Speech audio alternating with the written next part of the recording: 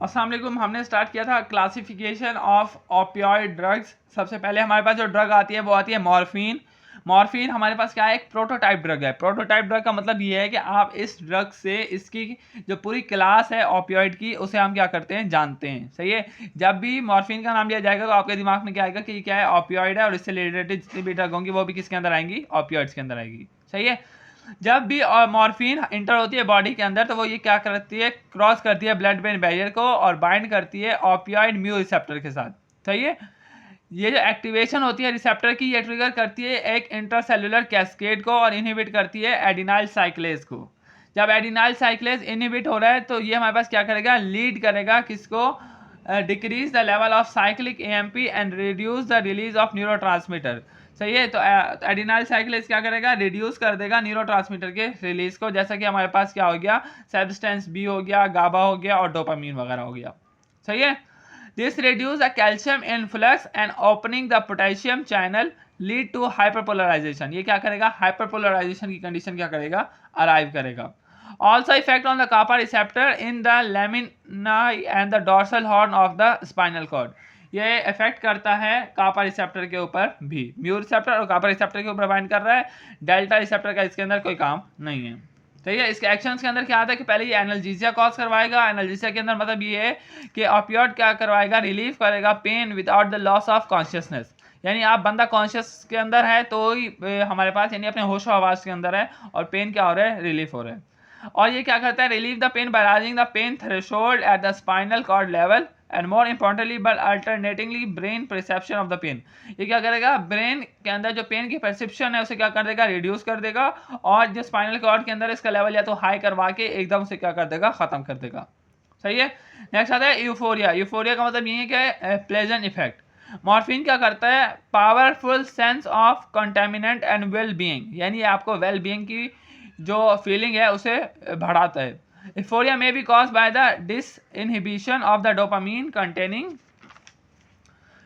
Neuron of the ventral tegmental area. सही है। यानी ये डोपामीन का जो न्यूरॉन है उसे क्या करेगा, डोपामीन के लेवल को क्या करेगा, बढ़ाएगा।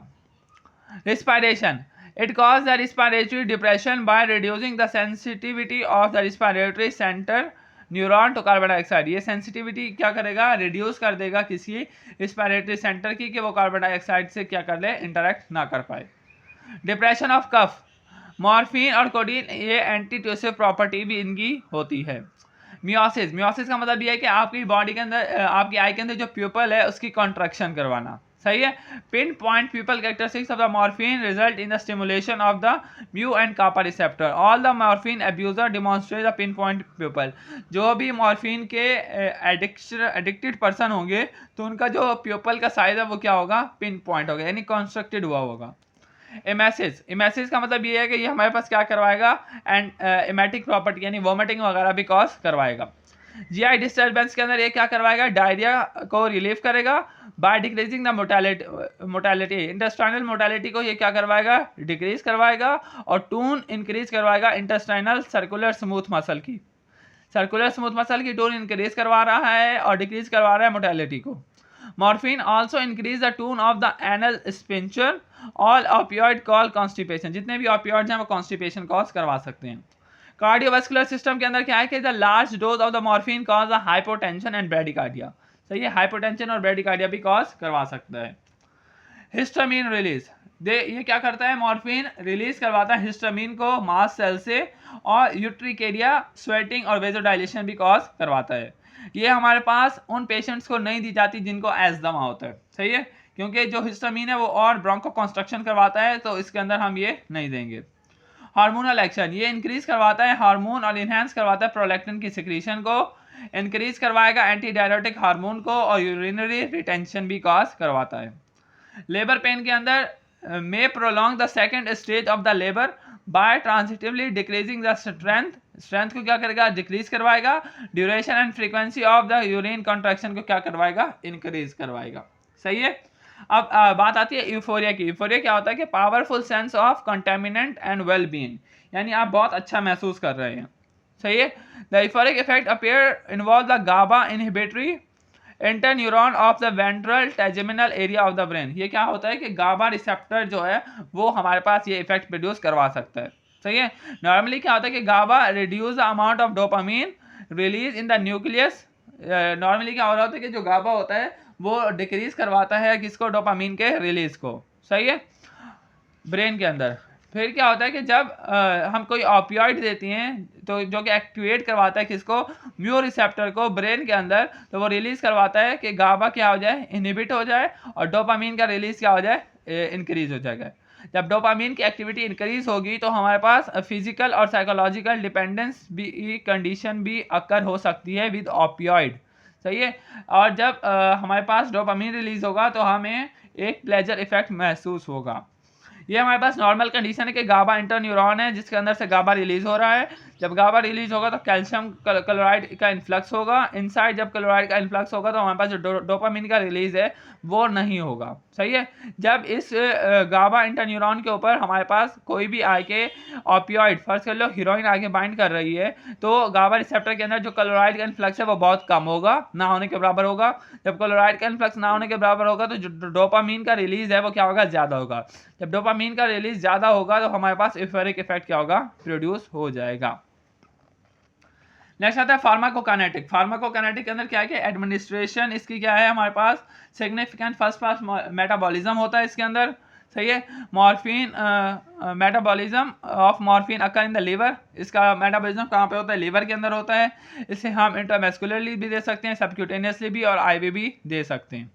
डिस्ट्रीब्यूशन क्या है कि ये ऑल द बॉडी टिश्यू के अंदर क्या होगा, डिस्ट्रीब्यूट होगा, including foetus of the pregnant women. सही है। इसे हम लेबर पेन के अंदर हम इसे नहीं देते। सही है। फेट का मतलब ये है कि जो हमारे पास जो मॉर्फिन है ये क्या करती है, कॉन्जुगेट बनाती है किसके साथ, ग्लाइक्यूरोनिक एसिड के साथ, जो कि लीवर के अंदर होता है, और अपने दो मेटाबोलाइट्स बनाती है। एक मेटाबोलाइट आता है इसका मॉर्फिन 6 ग्लूक्यूरोनिक, जो कि वेरी इंपॉर्टेंट एनाल्जेसिक होता है। और एक होता है मॉर्फिन 3 ग्लूकुरोनाइड, जो कि एनाल्जेसिक एक्टिविटी परफॉर्म नहीं करता है। ये दोनों क्या करवाते हैं, न्यूरोटॉक्सिसिटी इफेक्ट कॉज करवाते हैं with the high dose of the morphine. सही है। एडवर्स इफेक्ट के अंदर क्या आएगा कि most of the mu agonist serve respiratory depression cause करवाएंगे, may result in the death from the acute opioid overdose अगर थोड़ी सी भी ओवरडोज हो जाएगी तो डेथ कॉज हो सकती है। The respiratory drive may be suppress in the patient with the emphysema. सही है। एम्फेसीमा के पेशेंट के अंदर भी रिस्पायरेटरी डिप्रेशन कॉज करवा के डेथ कॉज करवा सकता है। सही है। Respiration must be closely monitor. जो रिस्पायरेशन है वो अगर किसी बंदे को एस्थमा है तो उसके अंदर हमारे पास मॉनिटर की जाती है अगर हम कोई ऑपियोइड दे रहे हैं तो। Elevation of the intracranial pressure due to respiratory depression and increase the carbon dioxide level. ये क्या करवाएगा, कार्बन डाइऑक्साइड लेवल को भी इंक्रीज करवाएगा, जिसकी वजह से क्या होगा, सेरिब्रल वेसल्स क्या होंगी, डायलेट होंगी और इंक्रीज करेंगी सेरिब्रोस्पाइनल फ्लूइड का pressure. Cerebrospinal fluid pressure increase हो रहा है, कार्बन डाइऑक्साइड लेवल भी इंक्रीज हो रहे हैं, और जो सेरिब्रल वेसल हैं वो क्या हो रही है, हमारे पास डायलेट हो रही है। Particularly in the head injury can be serious. Head injury के अंदर ये क्या हो सकता है, सीरियस हो सकता है। नॉर्मल डोज हमारे पास 50 मिलीग्राम होती है मॉर्फिन की, लिथल डोज के अंदर 250 mg हो जाएगा। सही है। स्टोपर हमारे पास ऐसी कंडीशन होती है जिसके अंदर हमारे पास बंदे का जो रिस्पांस है वो कम हो जाएगा। सही है। अलर्टनेस उसकी क्या हो जाएगी, कम हो जाएगी, और कॉग्निटिव फेलियर भी हो सकता है। कोमा के अंदर जा सकता है, शैलो ब्रीथिंग हो सकती है, साइनोसिस और पिन पॉइंट पीपल भी हो सकता है।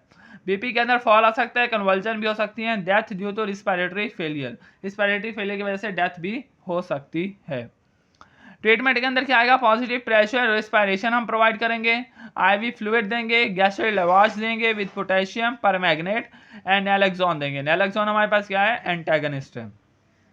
Tolerance and physical dependence. जब भी कोई बंदा एक डोज ले रहा होता है तो उसके हम ग्रेजुअल क्या करवाते हैं, उसकी इफेक्टिवनेस को हम क्या करवाएंगे, कम करवाएंगे। अगर कोई बंदा किसी चीज़ का एडिक्टिव हो गया है। सही है। टू रिप्रोड्यूस द ओरिजिनल, फर्ज कर लो कि एक बंदा फर्ज कर लो पहले 1 कप चाय पीता है तो दिन के अंदर। सही है। अब रिसेप्टर क्या हो गए हैं, उसके आदी हो गए हैं, तो वो बंदा को सही रिस्पॉन्स नहीं कर पाते, तो वो क्या करेगा, 2 कप चाय पिएगा ताकि उसका रिस्पॉन्स क्या रहे, मेंटेन रहे। It is a characteristic withdrawal or abstinence syndrome when a drug is stopped or the antagonist is administered। क्या होगा कि इसके अंदर हमारे पास क्या होगा, विड्रॉल सिम्टम्स क्या होना शुरू हो जाएंगे, अपेयर। यानी अगर कोई बंदा किसी चीज़ को यूज़ कर रहा है उसे छोड़ देता है तो उसके अंदर उसके जो सिम्टम्स हैं वो क्या होंगे, ऑपोजिट होना शुरू हो जाएंगे। नेक्स्ट हमारे पास ड्रग आती है कोडीन। सही है, कोडीन भी हमारे पास क्या है, नेचुरली हमारे पास क्या है, ऑपियोइड है। ये हमारे पास नेचुरली ऑक्यूरिंग ऑपियोइड है जो कि हमारे पास वीक एनाल्जेसिक प्रॉपर्टी रखती है एज कम्पेयर टू मॉर्फिन। सही है, only mild to moderate pain के अंदर हम इसे यूज करते हैं। The analgesic action of the codeine are derived from the conversion of morphine. अब जो कोडीन है ये कन्वर्ट होगी मॉर्फिन के अंदर बाय CYP450-2D6 एंजाइम सिस्टम के जरिए। सही है, अब ये जो एंजाइम है ये वेरीज करता है in patient with the ultra rapid metabolism और experience higher level of the morphine leading to possible overdose. तो इससे क्या हो सकता है, मॉर्फिन की ओवरडोज भी हो सकती है। सही है, इसे हम यूज करते हैं combination with the acetaminophen for the management of the pain. सही है, एसिटामाइनोफिन और कोडीन को हम यूज करते हैं in the management of pain. It exhibit good antitussive activity at doses that does not cause analgesia. सही है, एंटीट्यूसिव एक्टिविटी भी हो सकती है जो कि एनाल्जेसिया कॉज नहीं करवाती। It is replaced by dextromethorphan, a synthetic cough depressant that has relatively no analgesic action. इसे हम क्या देते हैं, इसे हमने रिप्लेस कर दिया किससे, डेक्स्ट्रोमेथॉर्फेन के साथ, जो कि सिंथेटिक कफ डिप्रेसेंट है जिसके अंदर कोई एनाल्जेसिक एक्शन नहीं है लेकिन लो पोटेंशियल फॉर एब्यूज होता है। लेकिन इसका जो पोटेंशियल है एब्यूजेस का वो भी क्या है, कम है। यानी इसे अगर कोई बंदा यूज करता है तो उसका आदी नहीं हो जाएगा। इन यूजुअल एंटीट्यूसिव डोजेज